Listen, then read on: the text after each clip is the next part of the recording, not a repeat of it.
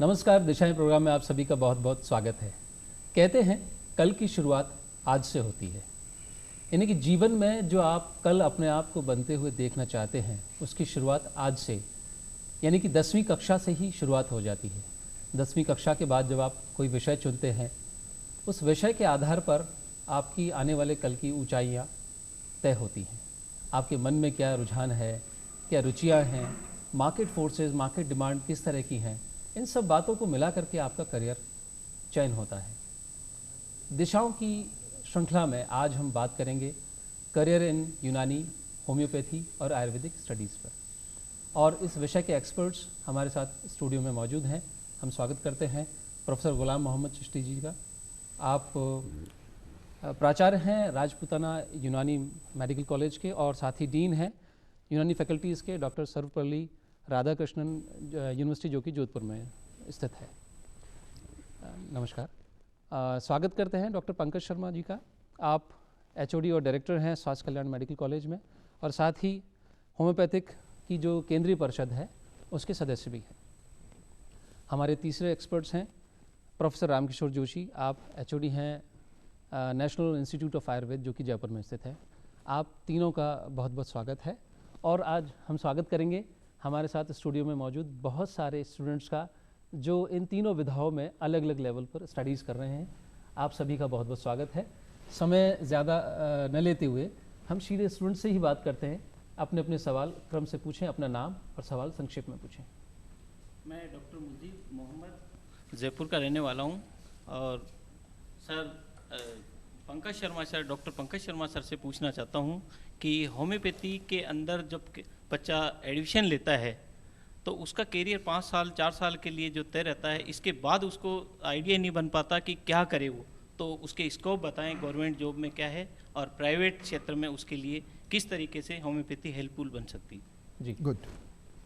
देखिए, सबसे पहले तो इसमें एडमिशन जो प्रक्रिया है, हमारी जो यूनिवर्सिटी है राजस्थान की सर्वपल्ली राधाकृष्ण यूनिवर्सिटी जोधपुर, वो एंट्रेंस टेस्ट लेती है। एंट्रेंस टेस्ट लेने के बाद में 10+2 इसकी एलिजिबिलिटी होती है, साइंस बायोलॉजी का टेस्ट लेने के बाद में उसके मेरिट में आने के बाद में काउंसलिंग होने के बाद में जब उसका एडमिशन कॉलेज में हो जाता है तो उसको 5.5 साल का कोर्स करना पड़ता है। 4.5 साल की फीस लगती है, 1 साल की इंटर्नशिप होती है जिसमें फीस नहीं लगती है।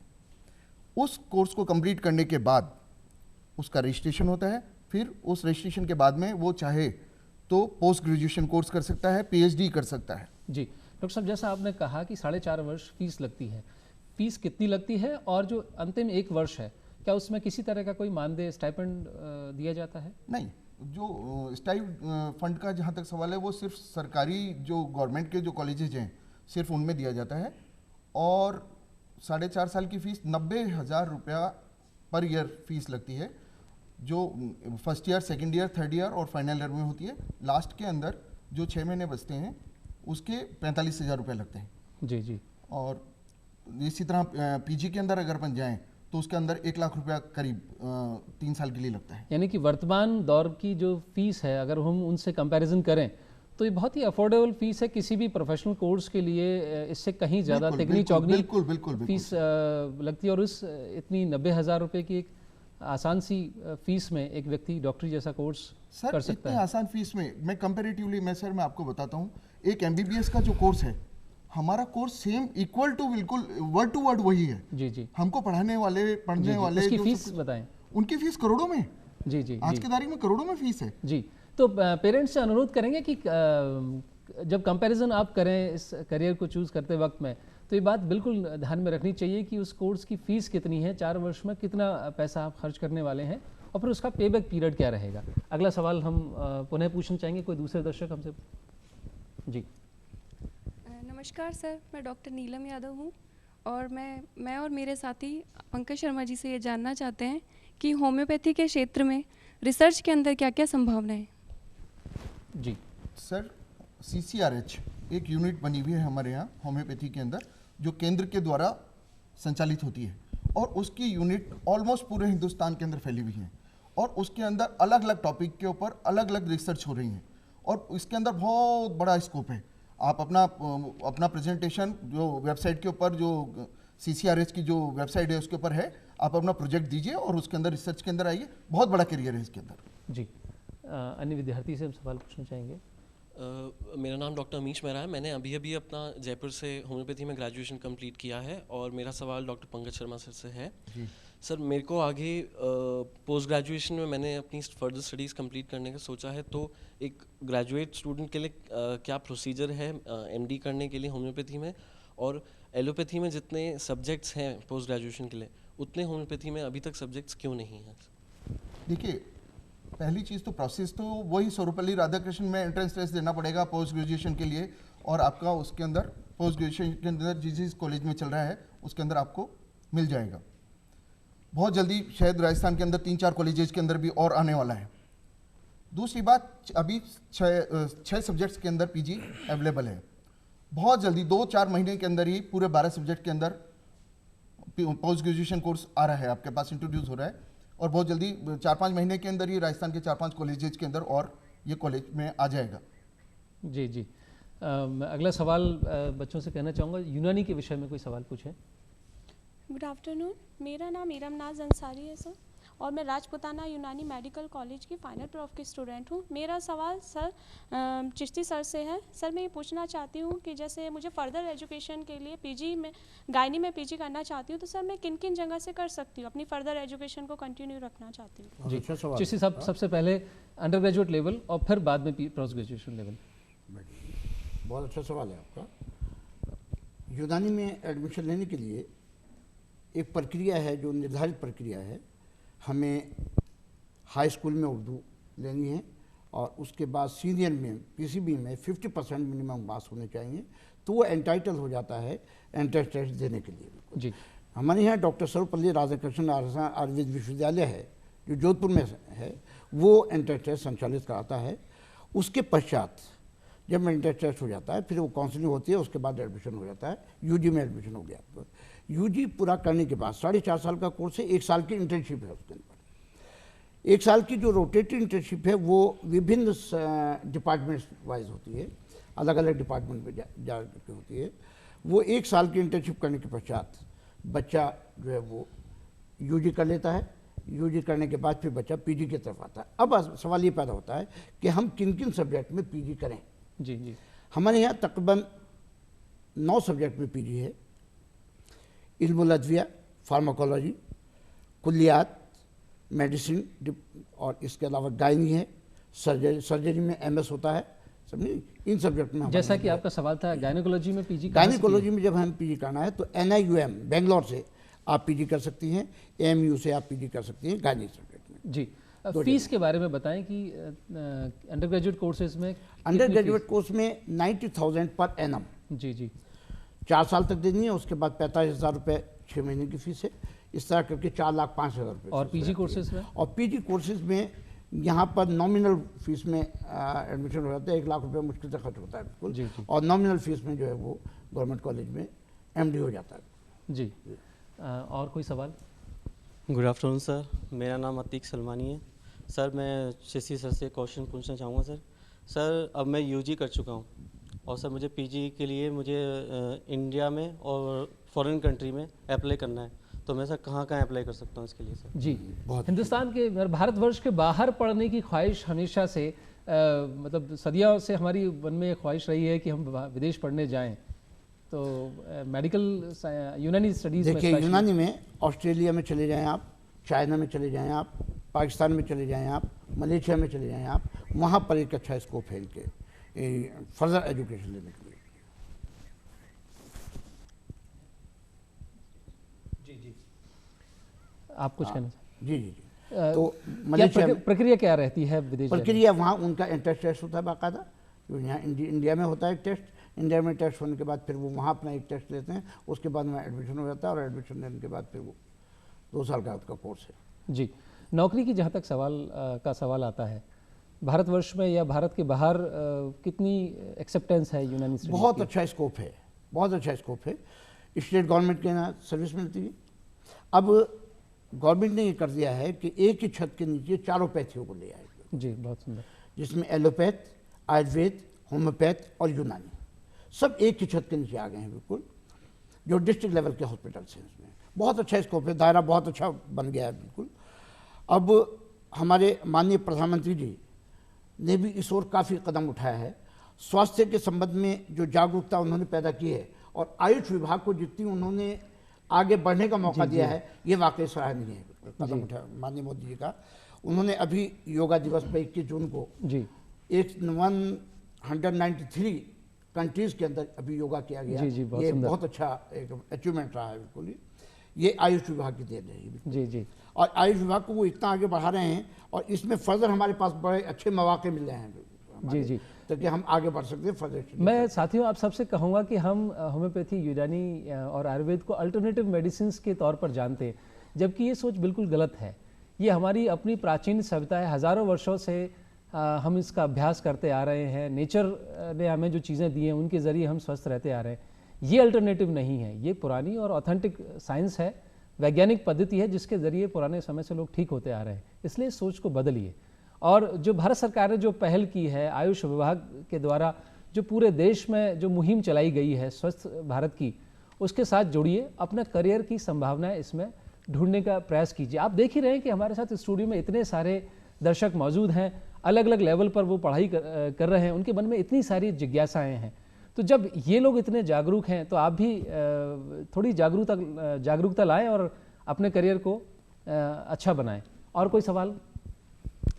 नमस्ते सर, मेरा नाम प्रशांत है और मेरा सवाल प्रोफेसर रामकिशोर जोशी सर से है। सर, आयुर्वेद फील्ड में आने के लिए प्रवेश प्रक्रिया क्या है? जी देखिए, ऐसा है, आयुर्वेद के लिए सबसे प्रमुख 3 हम स्टेप में इसको कह सकते हैं प्रवेश प्रक्रिया में, कि पहले तो है उसका कंपाउंडर स्तर पर, परिचारक स्तर पर, क्योंकि तीनों ही पैथियों में एक ही एंट्रेंस टेस्ट होता है या मेरिट होती है, वो सर्वपल्ली राधाकृष्णन यूनिवर्सिटी के माध्यम से होता है। लेकिन आयुर्वेद में सबसे पहले ये कि नर्स कंपाउंडर आयुर्वेद के द्वारा ही जाते उसके लिए भी 12वीं कक्षा उसमें 12वीं कक्षा ही होती है, लेकिन उसमें साइंस बायोलॉजी का कोई आवश्यकता नहीं होती। 10+2 से किसी भी विषय से एनी कंसर्न उसमें जा कर के ले सकते हैं।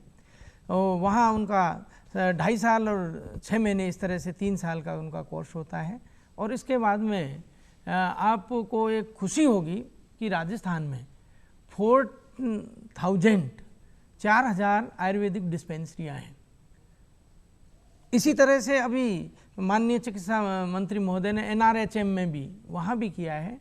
तो वहाँ शुरू से ही मेरा कहने का मतलब ये है कि हम एक प्रथम स्तर से ही यहाँ पर तो 12वीं के बाद 3 वर्ष में आप कंपाउंडर का कोर्स कराते हैं और ग्रेजुएशन के लिए। और इसी में मैं आपको बताऊं कि यहाँ सर्वपल्ली राधाकृष्णन के अधीन ही राष्ट्रीय आयुर्वेद संस्थान है, ये गवर्नमेंट ऑफ इंडिया का है। जी जी। तो यहाँ पर भी हम इस कोर्स को चला रखा है, मतलब प्राइमरी लेवल से भी है। और इसमें क्या है कि मिनिमम फीस है, SC ST और जनरल, इस तरह 3 कैटेगरी में है। तो SC ST के लिए तो एक तरह से फ्री ऑफ कोर्स है, तो उतना स्कॉलरशिप उनको मिल जाता है। बाकी का उन फीस कितनी लगती है? करीब 10 से 12 हज़ार के करीब इस तरह का इसमें है। जी जी जी। नर्स कंपाउंडर स्तर पर जी। इसके बाद में वहाँ क्या है, जैसे परीक्षा पास कर ली, इसके बाद में इंटर्नशिप जो वो करता है जी। तो हमारे संस्थान में, राष्ट्रीय आयुर्वेद संस्थान में उनके लिए स्टाइफंड की भी व्यवस्था है जी। वो प्रति माह हम 1000 उनको देते हैं। जी जी जी। नर्स कंपाउंडर ये हुआ उसका। दूसरा स्तर होता है डिग्री स्तर का, स्नातक स्तर का। स्नातक स्तर में जैसे माननीय होम्योपैथिक आचार्य यूनानी साहब उन्होंने बताया कि हमारे यहाँ भी वही अंडर सर्वपल्ली राधाकृष्णन के द्वारा टेस्ट आयोजित होता है, उसमें PAT प्री आयुर्वेद टेस्ट जिसमें फीस कितनी लगती है इसमें? वहाँ पर जैसे संस्थान में जो फीस है वो 62,000 है, टोटल 4.5 साल की। जी, इतनी कम फीस? बहुत कम फीस है।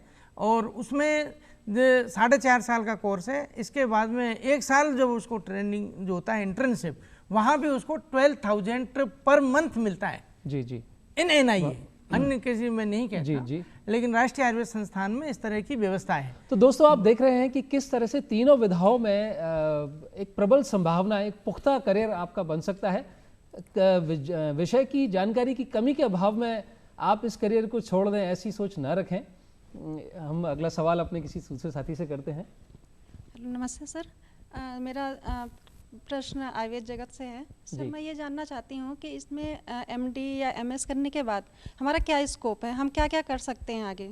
जी देखिए ऐसा है कि स्नातक स्तर के बाद में पीजी लेवल का कोर्स है, वहाँ 14 सब्जेक्टों में पीजी होता है जी, और उसके बाद पीएचडी वगैरह भी कर सकते हैं। इसके बाद में संस्थान में, राष्ट्रीय आयुर्वेद संस्थान, अन्य जगह की मैं कह नहीं सकता जी।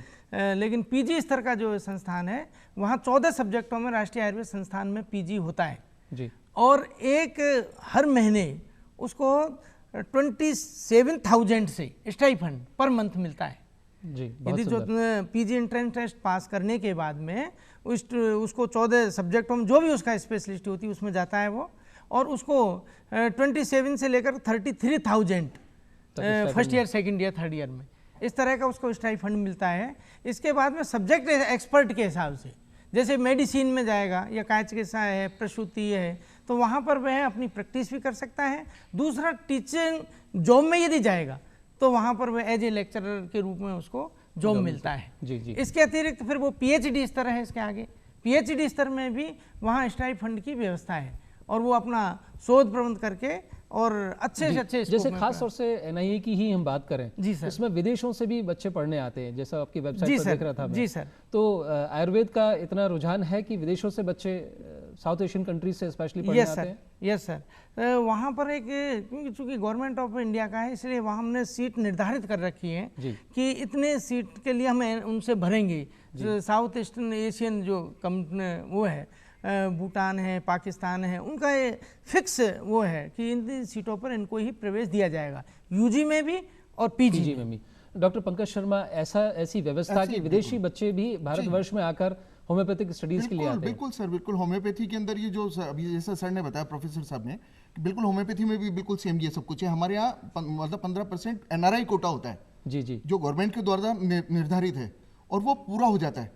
और आपको सर मैं थोड़ा आगे बढ़कर के, राजस्थान से आगे बढ़कर के बात बताऊं, जैसे गोवा, केरला, वहाँ पर तो आपको जगह नहीं मिलती। 80% जो लोकल जो सीट्स होती हैं वो भी एनआरआई के द्वारा फिल हो जाती हैं। जी जी। यहाँ एक होम्योपैथी यूनिवर्सिटी है, उसके अंदर भी एनआरआई पढ़ने आते हैं। हमारे यहाँ जो राजस्थान, दरअसल में 3 यूनिवर्सिटियाँ राजस्थान में काम कर रही हैं, 2 प्राइवेट हैं, 1 गवर्नमेंट की है। तो गवर्नमेंट की जो है यूनिवर्सिटी, उसके अंदर भी एनआरआई कोटा हम लोगों को अलॉट कर रखा है। और हम लोग साहब ऐसी व्यवस्था यूनानी में भी है? यूनानी में भी ऐसी व्यवस्था है, हमारे एनआईयूएम में इसकी तरह की व्यवस्था है, अलीगढ़ में इस तरह की व्यवस्था है, एएमयू में इस तरह की व्यवस्था है, करोलबाग में, दिल्ली में इस तरह की व्यवस्था मौजूद है कि बाहर के बच्चे आकर के वहाँ स्टडी कंप्लीट। तो दोस्तों, ऐसा नहीं है कि ये विधाएं कम पॉपुलर हैं और विदेशों में इसकी डिमांड कम है। आप देख सकते हैं किस तरह से विदेशी छात्र भी भारतवर्ष में इन विधाओं का अभ्यास करने के लिए आते हैं। अपने मन को जगाइए और इस विषय के बारे में और जानिए। अगला सवाल। गुड आफ्टरनून सर, मेरा नाम डॉक्टर वर्षा शर्मा है और मेरा सवाल डॉक्टर पंकज सर से है कि मुझे ये जानना है कि होम्योपैथी में गवर्नमेंट कितनी वैकेंसीज अब आ रही हैं और कितनी अवेलेबल हैं एट द टाइम। जी, मेरा सवाल ये। देखिए, जो गवर्नमेंट ने अभी प्रोसेस के अंदर डाल रखी है, 292 के ऊपर प्रोसेस चल रहा है, जिसको 132 को प्रोसेस को अभी लिस्ट आउट हो चुकी है और बाकी के लिए प्रोसेस जारी है। जी जी, मुख्यमंत्री जी उसके लिए कर रही हैं। और एनआरएचएम के अंदर अभी 1400 के आसपास जो वैकेंसी हैं, उसके अंदर करीब 400 होम्योपैथी, एग्जैक्ट नहीं बता रहा हूँ, होम्योपैथी के लिए निर्धारित की गई हैं और मेरिट के आधार के ऊपर उनका भी मेरे ख्याल से 2-3 महीने के अंदर अंदर हो जाएगा। जी, अक्सर देखा जाता है कि डॉक्टरी पेशे में व्यक्ति अपना खुद का क्लिनिक भी शुरू करता है। ऐसी कोई इच्छा आपकी है? आप में से किसी विद्यार्थी की हो तो पूछें। जी जी, microphone. Doctor Pankaj Sharma sir से और साथ में बैठे आयुर्वेद के और यूनानी के मैं doctor Mujib Mohammad, doctor Pankaj Sharma sir, बराबर में बैठे आयुर्वेद के प्राचार्य सर और चिश्ती साहब से पूछना चाहता हूँ कि बच्चे जब ग्रेजुएशन कर लेते हैं, अपना अपना कोर्स अपनी अपनी पैथी में एक डिग्री ले लेते हैं और डॉक्टर्स कंप्लीट डॉक्टर बन जाते हैं, तो उसके बाद अपने अपने क्षेत्र के कुछ स्कोप प्राइवेट क्षेत्र के भी बताएं जिनसे बच्चों का कैरियर शुरू हो सके। जी, ऐसा है कोई व्यवस्था है सर? मुजीब भाई जी, आप कुछ कहना चाहते हैं?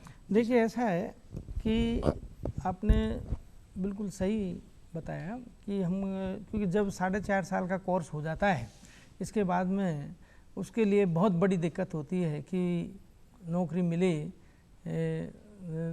कोई ज़रूरी नहीं है, तो प्राइवेट प्रैक्टिस करता है और पेरेंट्स को भी ये आशा रहती है। तो मेरा ये है कि हमको आयुर्वेद जो भी जिससे भी कंसर्न सब्जेक्ट से हैं उसके ऊपर विश्वास करके और अपना प्रैक्टिस चलाना चाहिए, अपने सिद्धांतों को नहीं छोड़ना चाहिए। आयुर्वेद के क्षेत्र में मैं बताऊं, आइए मैं एक्सपर्ट इन आयुर्वेद, तो मैं आपको बताऊं कि यदि आप बिल्कुल एक तन मन से कि मुझे ये काम करना है तो निश्चित रूप से सफलता वहाँ आयुर्वेद में आप आयुर्वेद ही प्रैक्टिस करें।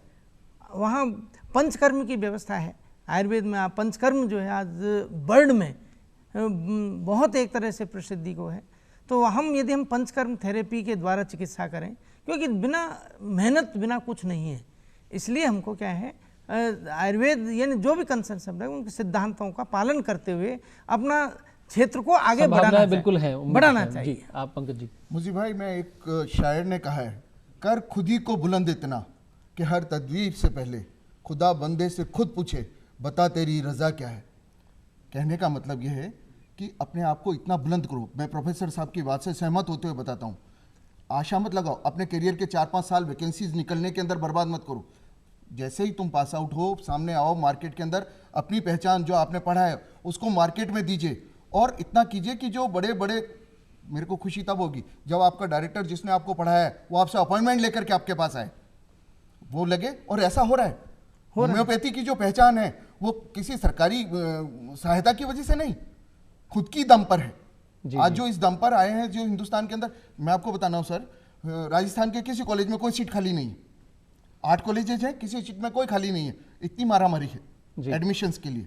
बहुत तो अपने आप को खुद बुलंद कीजिए, और बुलंद करेंगे आप तो आप देखिए करियर के अंदर। चिश्ती साहब देखिए, मुझे भी आपने सवाल किया, बहुत प्यारा सवाल था आपका। एजुकेशन हमें इस लालच में नहीं लेनी चाहिए कि हमें राजकीय सेवा में जाना है। क्या बात है। हमें एजुकेशन इसलिए लेनी चाहिए कि हमें सेवा करनी है। सेवा प्राइवेट रूप में भी आप कर सकते हैं। मैं बहुत अच्छा स्कोप बता रहा हूँ आपको। यूनानी में रेजिमेंटल थेरेपी, आयुर्वेद में पंचकर्म है, यूनानी में रेजिमेंटल थेरेपी, जिसे इलाज भी तदबीर कहते हैं। इसमें इतना अच्छा स्कोप है। हमारे यहाँ कपिंग होती है, आपने पुराने लोगों को कहते हुए सुना होगा कि साहब वो जौंक लगा दिया जाए, जौंक लगा के इलाज करते थे। लीचिंग थेरेपी अपने यहाँ पे, ये थेरेपी इस तरह की थेरेपी है कि आपको कोई साइड इफेक्ट इनका नहीं है और आप उनसे लोगों से ज़्यादा कमाते हैं। आप अगर आप प्राइवेट लेकर के बैठते हैं, कपिंग करते हैं आप, तो हर मर्ज की दवा कपिंग के अंदर मौजूद है। यू नो कपिंग के अंदर बाउल होते हैं, बाउल के अंदर एयर डाली जाती है, एयर को उसको चिपकाया जाता है जिस मकाम पर होता है, उसके पॉइंट होते हैं कुछ। यानी कि ज्ञान में संभावनाएं अपार मौजूद हैं, ज़रूरत सिर्फ अपने आप को टटोलने की है कि मुझे अल्टीमेटली करना क्या है। मेहनत के बल पर आप सब कुछ हासिल कर सकते हैं। जैसे कहते हैं कि बॉम्बे में चाहे कितनी भी भीड़ हो, फिर भी हर वो व्यक्ति जो अपना मुकाम वहाँ बनाना चाहता है वो रास्ते बना ही लेता है। चिश्ती साहब, आपने बहुत अच्छी बात कही कि शिक्षा का उद्देश्य सेवा है। आप सेवा भाव से जुड़िए, और जैसा आपने पंकज जी ने और डॉक्टर जोशी ने कहा कि मेहनत के बल पर आप सब कुछ हासिल कर सकते हैं। हमारे कोई और दर्शक। गुड आफ्टरनून सर, हमारा नाम डॉक्टर वर्षा शर्मा है और हमारा सवाल डॉक्टर पंकज शर्मा जी से है। जी सर, अभी तक राजस्थान में कोई गवर्नमेंट कॉलेज नहीं है होम्योपैथी के लिए, तो हम यही जानना चाहते हैं कि कब तक संभावनाएं हैं कि गवर्नमेंट कॉलेज की खुलने की। बिल्कुल बेटा, आपका सवाल इनकी फीस को देख करके आपके अंदर लालच आ गया। बिल्कुल सही बात है। एनआईए के अंदर जो कुछ कंट्रोल होता है वो सारा फंडिंग होता है सेंट्रल गवर्नमेंट के द्वारा। जी जी, ठीक है। और अभी स्टेट गवर्नमेंट ने अपना प्रपोजल बना दिया है। सर्वपल्ली राधाकृष्ण जो यूनिवर्सिटी है, यूनिवर्सिटी ने अपने प्रपोजल दे दिया है, पाइपलाइन के अंदर है। बहुत जल्दी आपको सर्वपल्ली राधाकृष्ण यूनिवर्सिटी के द्वारा एक होम्योपैथिक मेडिकल कॉलेज भी देखने को मिलेगा, जिसमें फीस उतनी होगी जितनी एनआईए वगैरह में होती है। और स्टाइफंड की जो बात हुई थी, जो सर ने कहा, परेशान होने की जरूरत नहीं है। प्राइवेट के अंदर किसी कॉलेज, कोई प्राइवेट होम्योपैथी कॉलेज स्टाइफंड नहीं देता। सिर्फ सरकारी जो कॉलेजेज हैं, केंद्र के द्वारा जो पैसा होता है उसके द्वारा स्टाइफंड दिया जाता है। वर्षा, एक ही बात कहना चाहूँगा, पैसा कमाने की थोड़ा सा धैर्य और रखें। और शिक्षा सिर्फ शिक्षा होती है, भारतवर्ष में हो, बाहर हो, गवर्नमेंट में हो, प्राइवेट में हो, ग्रामीण में हो, शहरी में हो, इन बातों पर फोकस बहुत ज़्यादा ना करें, लर्निंग पर ज़्यादा ध्यान दें और चूंकि ये व्यावसायिक शिक्षा है, जितना ज़्यादा आप उसे इम्प्लीमेंटेशन से जोड़ेंगे उतना ही आपको इसमें लाभ मिलेगा। ग्रामीण क्षेत्र के बारे में कोई सवाल पूछना चाहते हो?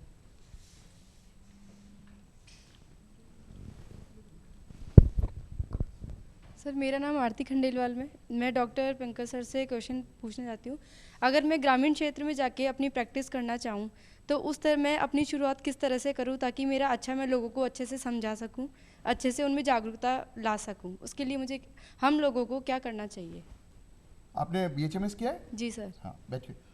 देखिए BHMS करने के बाद में ग्रामीण क्षेत्र में एक बहुत बड़ी गलतफहमी बनी हुई है कि होम्योपैथी जो है वो एक बहुत धीरे धीरे असर करती है। ये कॉन्सेप्ट है, उस चीज़ को सिर्फ आप दूर कर सकती हैं, क्योंकि आपने 5.5 साल देखा है, हॉस्पिटल भी देखा है, OPD भी देखा है, आपने प्रैक्टिस भी की है।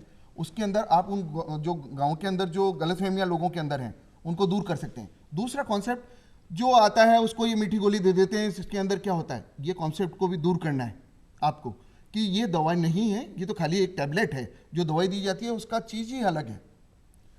यूनानी के अंदर, आयुर्वेद के अंदर दवाइयाँ सिर्फ एक्सट्रैक्ट वही है, उसको बनाने का तरीका अलग है जी। होम्योपैथी का अलग है, आयुर्वेद का अलग है, यूनानी का अलग है। उसको अपन अलग लेते, अपन मदर टिंचर कह सकते हैं, ये क्रूड फॉर्म के अंदर उसका नाम कुछ और सकते हैं, सर कुछ और कह सकते हैं। उन गलतफहमियों को दूर करेंगी आप। दूसरी चीज़ आप ये बता सकेंगी कि कुछ लाइलाज रोग हैं जिनका दूसरी पैथियों के अंदर इलाज नहीं है, उसमें होम्योपैथी का फील्ड क्या है, वो आपसे ज़्यादा अच्छा कोई नहीं बता सकता। जब वो आप बताएंगी तो आप वहाँ पर पूछ ही जाएंगी। जी, बहुत अच्छी बात कही आपने। विश्वास करने से ही होता है। आप सबसे पहले अपनी खुद पर विश्वास करें, आपने जो स्टडीज़ की हैं उस पर विश्वास करें। जैसे एक मदारी डुगडुगी जब बजाता है तो हर लोगों का आज सड़क चलते का ध्यान आकर्षित कर ही लेता है, ठीक वैसे ही जब आप बोलना शुरू करेंगे जो आत्मविश्वास के साथ में, एग्जाम्पल्स के साथ में, तो लोग निश्चय ही आपसे जुड़ेंगे। और चूँकि मेडिकल एक ऐसी चीज़ है जिसमें डिपेंडेंसी हो जाती है, मरीज़ उम्मीद लेकर के आता है कि मैं ठीक होऊंगा, तो उसको आप विश्वास से ठीक बात करेंगे तो निश्चय ही आपकी बात लोगों की समझ में आएगी। आप कुछ सवाल पूछना चाहते हैं? Good afternoon sir. सर मेरा नाम गौरव गुप्ता है, मैंने जस्ट अभी जयपुर से BHMS कंप्लीट करी है। सर मैं MD क्लिनिकल ब्रांचेस से करना चाहता हूँ, तो सर मेरे लिए इंडिया में इसके लिए क्या क्या स्कोप है, और इस MD करने के बाद फाइनली जब मैं मार्केट में आऊँगा या जब मैं सेवा भाव से आऊँगा तो उसमें मेरे लिए क्या क्या स्कोप है? क्या MD क्या में करना चाहते हैं? क्लिनिकल ब्रांचेस में MD करना चाहता हूँ सर। Clinical subjects? जी सर। हाँ देखिए, आपके पास सीधा साधा है कि आप पहले किसी भी यूनिवर्सिटी के अंदर, किसी भी कॉलेज के अंदर लेक्चरर वगैरह बन सकते हैं, आगे चल के प्रोफेसर तक जा सकते हैं, ठीक है। आप आगे MD करने के बाद के अंदर रिसर्च में जा सकते हैं, आप एयरलाइंस के अंदर जा सकते हैं, आप जितनी भी PSCs हैं उनके अंदर जा सकते हैं, CGHS के अंदर इसकी वैकेंसीज निकलती है उसमें जा सकते हैं, सेंट्रल गवर्नमेंट की काफ़ी कुछ PhD वगैरह कर सकते हैं आगे चल करके। बाकी बहुत लंबा स्कोप है, लेकिन विश्वास, अपने अंदर विश्वास बना के रखिए, सब कुछ सामने है आपके। प्रोफेसर जोशी, आपसे पूछना चाहेंगे, मॉडर्न डिजीज़ जिस तरह से आने लगी है, चूँकि आयुर्वेदिक कन्वेंशनल और प्राचीन विधा है, तो क्या नई बीमारियों के संबंधित पढ़ाई भी आयुर्वेद में उपलब्ध है? सर इसमें यह है कि नई जो बीमारियां हैं, जो रोग हैं उनके, क्योंकि इतनी आचार्यों ने कहा है कि व्याधियां बहुत हैं, रोग बहुत हैं, उनका नामांकन नहीं किया जा सकता। केवल उसके लक्षण, उसके प्रभाव, उनको देख करके ही व्याधि का निश्चय किया जाता है जी। अब जैसे स्वाइन फ्लू है या चिकनगुनिया है जी, तो वहाँ पर क्या है कि ऐसा कोई शास्त्रों में तो लक्षण नहीं कि ये स्वाइन फ्लू है या इस तरह का आचार्यों ने, वहाँ केवल हमने लक्षण देखा है जी, और उन लक्षणों के आधार पे हमने, यानी कि अभी जो स्टडीज अवेलेबल है वो सफिशिएंट है मॉडर्न डिजीजेस के लिए और भी, अच्छा लाभ मिलता है सर। अभी हमने संस्थान लेवल पे अभी जो हुआ है स्वाइन फ्लू का, उस पर हमने किया, हमारा बात कफ ज्वर है कषाय बनाए हमने, मेडिकल टीम ने, इफेक्टिव है और वो इफेक्टिव हुआ सर जी। प्रोफेसर चिश्ती, आपसे जानना चाहेंगे, नई जो बीमारियां हैं उनसे संबंधित जो पढ़ाई है, क्या यूनानी स्टडीज़ में वो अवेलेबल है? देखिए, जो मॉडर्न डिजीज़ अब आई हैं उनका हमारे यहाँ इलाज है और शुरू से इलाज है जी।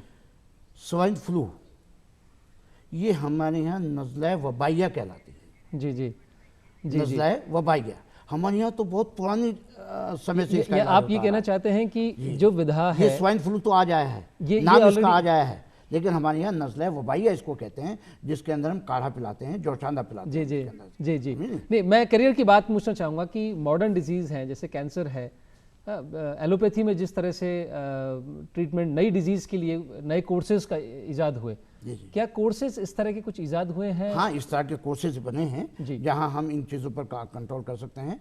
हमारे यहाँ जो NIUM है, अलीगढ़ है, AMU है, अलीगढ़ मुस्लिम यूनिवर्सिटी है, उनके अंदर इसके डिपार्टमेंट खुले हुए हैं, उनके यहाँ बहुत अच्छा इसका इलाज है। जी, मैं प्रोफेसर जोशी आपसे जानना चाहूँगा, हर स्टडीज़ में जैसे हम इंजीनियरिंग की बात करें, सर्टिफिकेट कोर्सेज हुआ करते हैं, जिससे छोटा मोटे जो काम है, घरेलू काम है, वो व्यक्ति खुद ठीक कर सकता है, उसके लिए बाहरी किसी व्यक्ति की आवश्यकता नहीं होती। फॉर्मल की जगह इनफॉर्मल एजुकेशन का पार्ट है। इस तरह की इनफॉर्मल एजुकेशन आम लोगों के लिए छोटे कोर्सेज की व्यवस्था आयुर्वेद में है? सर है। हमने क्या है कि संस्थान लेवल पर भी, और ये सर्वपल्ली राधाकृष्णन विश्वविद्यालय के अंतर्गत ही हमने बहुत छोटे छोटे कोर्स किए हैं, चालू किया है। जैसे पंचकर्म प्रशिक्षण कोर्स है जी, पंचकर्म उनके लिए योग्यता क्या चाहिए? उसमें केवल 10वीं पास चाहिए, और पंचकर्म अटेंडेंट के लिए तो हमने 8वीं पास ही रखा है, लेकिन अभी हुआ है 10वीं पास। जब उसमें पंचकर्म अटेंडेंट के लिए केवल उसका अभ्यंग स्वेदन इस तरह से व्यवस्था करवाई है। जी प्रोफेसर जोशी, मैं आपके माध्यम से ग्रामीण क्षेत्र से जुड़े हुए हमारे भाइयों से कहना चाहूँगा कि जो बहुत उच्च शिक्षा के लिए नहीं जा पाते हैं, संभावनाएं उनके लिए नहीं है किसी भी वजह से, आर्थिक वजह से या और व्यस्तताओं के कारण, वो इस तरह के छोटे कोर्सेज का लाभ लेकर अपने शहर में विकास कर सकते हैं, लोगों की मदद कर सकते हैं और अपने करियर को उन्नत कर सकते हैं। जी सर।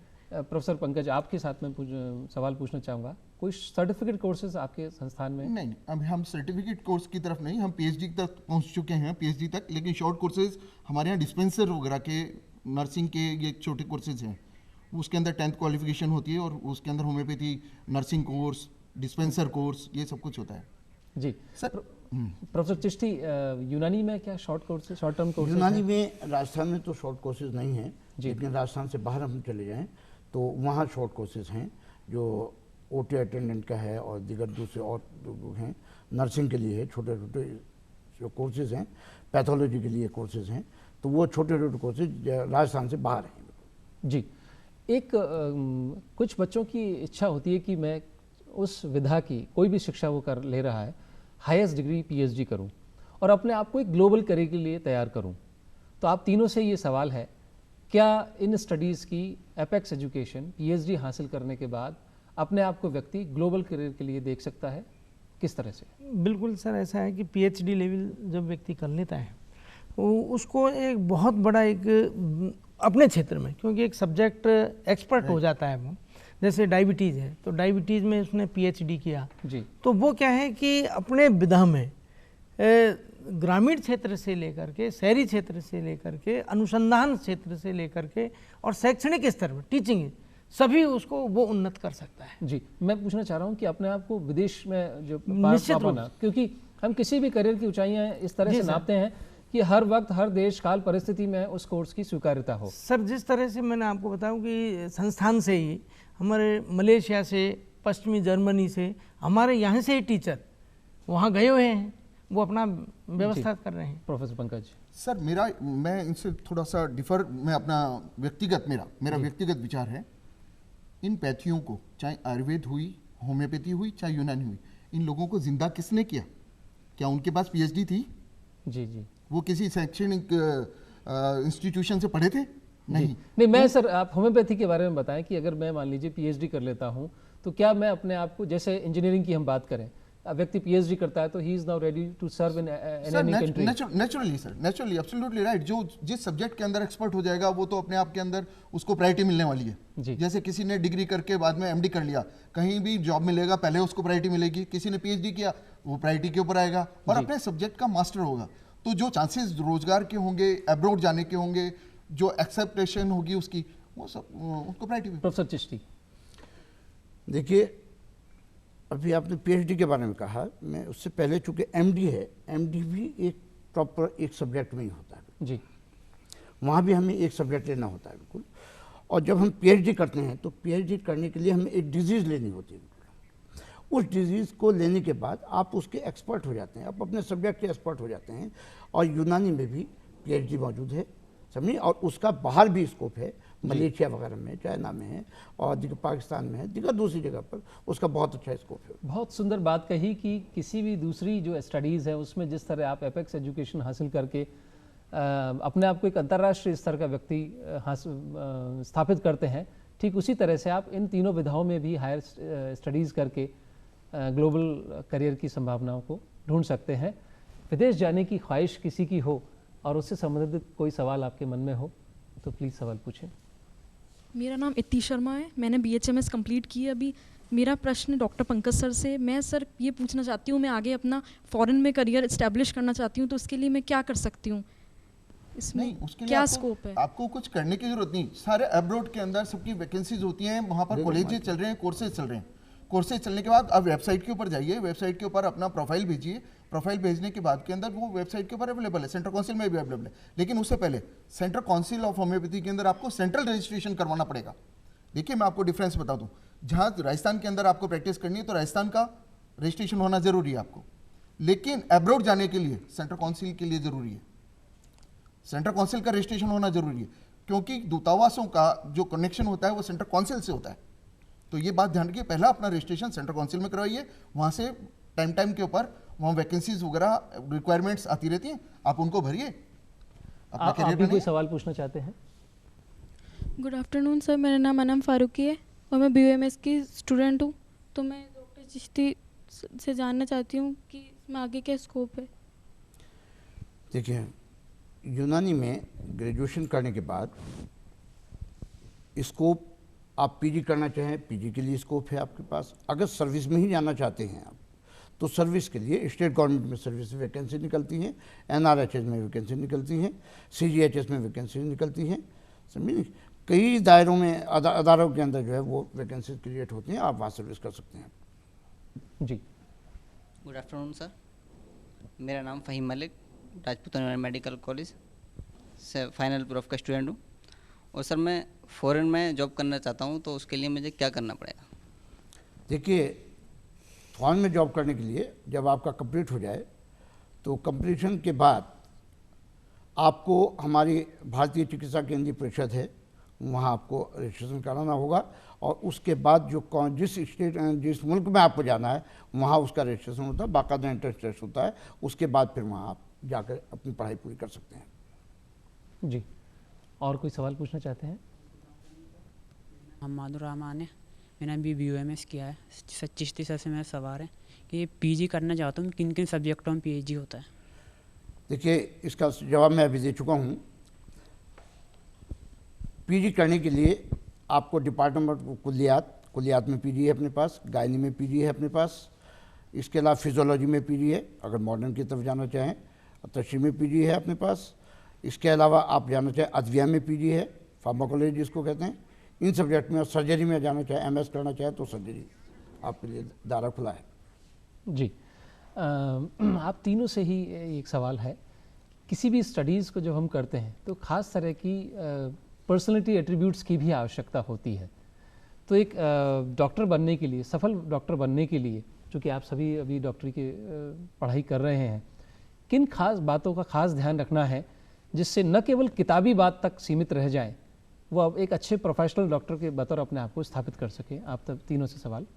पहले प्रोफेसर जोशी। सर, ऐसा है कि उसमें हम जहाँ भी कोई भी व्यवस्था देखते हैं तो उसके अनुरूप ढलना पड़ता है। जी, आयुर्वेद में जैसे कि हमने BMS किया एज ए डॉक्टर, तो हमको सबसे पहले तो ये देखना चाहिए कि जो हमारे सिद्धांत हैं, जिस आधार पर हमको पंचकर्म है या अग्निकर्म, जैसे कि 14 विधाएँ हैं आयुर्वेद में, तो पंचकर्म में जाना चाहते हैं, या शल्य में जैसे 4 सूत्र है, क्योंकि और कुछ ऐसी डिजीज हैं जो आयुर्वेद में ही संभव है चिकित्सा में। जी। तो पहली चीज़ तो ये है कि देख करके ठीक से उन सबको अच्छी तरह से समझे और समझ करके अपने आप को एक जन सामान्य में एक तरह से प्रदर्शित करने की व्यवस्था करें कि उसको ये हो कि मैं एक लोगों से जुड़ने की भावना होनी चाहिए। जी, मतलब इसको एक मॉडर्न के अंधियारे से निकल करके अपने सिद्धांतों को लेकर के अपनी चिकित्सा व्यवस्था में विश्वास रख करके और स्टेब्लिश करना चाहिए। जी, प्रोफेसर पंकज। सर, मेरा सबसे पहला मंत्र है, किसी भी जब आपके पास कोई पेशेंट आए, ये मत देखो कि मेरे को इससे कितने पैसे लेने। मेरा दावा है, अगर आपने ये माइंड मेकअप कर लिया कि मेरे को इससे 1000 रुपया लेना है, 2000 रुपया लेना है, वो पेशेंट ठीक ही नहीं हो सकता। आपकी भावना ये होनी चाहिए, ये मेरा पेशेंट आया है, ये मेरे लिए चैलेंज लेकर के आया है, मेरे को इसको किसी भी कॉस्ट, चाहे मेरे को जेब से पैसे लगा करके इसको ठीक करना है। ये भावना अगर आपने 1 साल कर ली, सिर्फ 1 साल, करियर आपके पास खुला हुआ पड़ा है। क्यों करियर खुला हुआ पड़ा हुआ है? प्रधानमंत्री जी ने पहली बार, पहले एक छोटा सा मंत्रालय हुआ करता था हमारा आयुष, पहली बार उन्होंने सेपरेट मिनिस्टर बनाया, बजट हमारा 4 गुना ज़्यादा बढ़ा दिया होम्योपैथी का, और सेपरेट मिनिस्टर दे दिया। इससे बड़ी क्या बात होगी जी? 1 साल के अंदर ये सब कुछ हो गया। करियर आपके सामने खुला पड़ा हुआ है, आप किस ढंग से उसको अचीव करते हो। लिमिटेशंस हर चीज़ की होती है, आयुर्वेद की भी है, होम्योपैथी की भी है, यूनानी की भी है, एलोपैथी की भी है। एक दूसरे की सीमाओं में जाने की कोशिश करोगे, नुकसान उठा जाओगे। जी, प्रोफेसर पंकज ने बहुत अच्छी बात कही। माननीय प्रधानमंत्री ने जो हमारी प्राचीन विधाएं हैं उनको रिवाइव किया है, एक इंडिपेंडेंट मिनिस्ट्री की फॉर्म में उसे इस्टेब्लिश किया है। अब हम सब के जागने की ज़रूरत है। जब सरकार ने एक मुहिम चलाई है, पहल चलाई है, उसका लाभ लें, जन जन तक, लोगों तक इस बात को पहुंचाएं कि इन विधाओं में विश्वास रखें, और न केवल बीमारी के लिए बल्कि बतौर करियर, और वर्ल्ड वाइड करियर आपका पक्का है। ये बात हम अभी इस प्रोग्राम के जरिए जान ही चुके हैं। प्रोफेसर चिश्ती, आपसे भी यही बात पूछना चाहूँगा। अभी मेरे साथियों ने अभी जो बात बताई है, मैं इससे बढ़कर एक बात और कहना चाहता हूँ कि जब आप अपने कैरियर की शुरुआत करें तो अपने अंदर एक हौसला पैदा करें, अपने अंदर एक कॉन्फिडेंस पैदा करें कि हम यहाँ बैठे हैं ट्रीटमेंट करने के लिए बैठे हैं, हम इलाज करने के लिए बैठे हैं। अगर आपके अंदर कॉन्फिडेंस नहीं है तो आप इलाज नहीं कर सकते। एक पेशेंट आया आपके पास, वो आया है सब बेहोशी की हालत में आया है, अगर आप घबरा गए कि मैं इसको कैसे ट्रीट करूं, तो जाहिर बात है आपका प्रैक्टिस करना बेकार है। बिल्कुल आपके अंदर अगर कॉन्फिडेंस है तो आप उसको ट्रीट कर लेंगे। बिल्कुल सबसे पहले मैं आप लोगों से रिक्वेस्ट कर रहा हूं कि अपने अंदर कॉन्फिडेंस पैदा करें, अपनी पैथी के अंदर कॉन्फिडेंस पैदा करें। आप दूसरी पैथी में जाने की कोशिश ना करें तो आप कामयाब होंगे, याद रखें। जी, सच कहते हैं लोग कि डॉक्टर भगवान का स्वरूप होता है। जब आपके पास व्यक्ति भगवान की भावना रखते हुए आपके पास मिल रहा है और आप में अपने अंदर विश्वास नहीं है, अपनी पैथी में विश्वास नहीं है, सेवा का भाव नहीं है, तो आप एक अच्छे डॉक्टर नहीं बन पाएंगे। चलते चलते आप सभी से एक ज़रूरी बात कि जो व्यक्ति अभी 12वीं कक्षा से के बाद में प्रवेश की तैयारी कर रहा है, उस प्रक्रिया से गुजरेगा, उसको क्या खास बात ध्यान में रखनी है? सर, उनके लिए यही है कि 12वीं कक्षा जिन छात्रों ने पास किया है उनके लिए बहुत स्कोप है। वो जो अभी ये निश्चित है कि इसमें साइंस बायोलॉजी फैकल्टी ही स्टूडेंट आते हैं ग्रेजुएशन स्तर पर। नर्स कंपाउंड स्तर पर वहाँ कोई भी फैकल्टी कोई भी कंसर्न सब्जेक्ट के ले सकते हैं, लेकिन स्नातक स्तर के लिए आयुर्वेद में BAMS की एंट्री 12th पास करने के बाद में बायोलॉजी सब्जेक्ट से ही होता है। सर, मैं एक जो सर ने कहा, मैं सर की बात से सहमत हूँ। 10+2 साइंस बायोलॉजी चाहिए।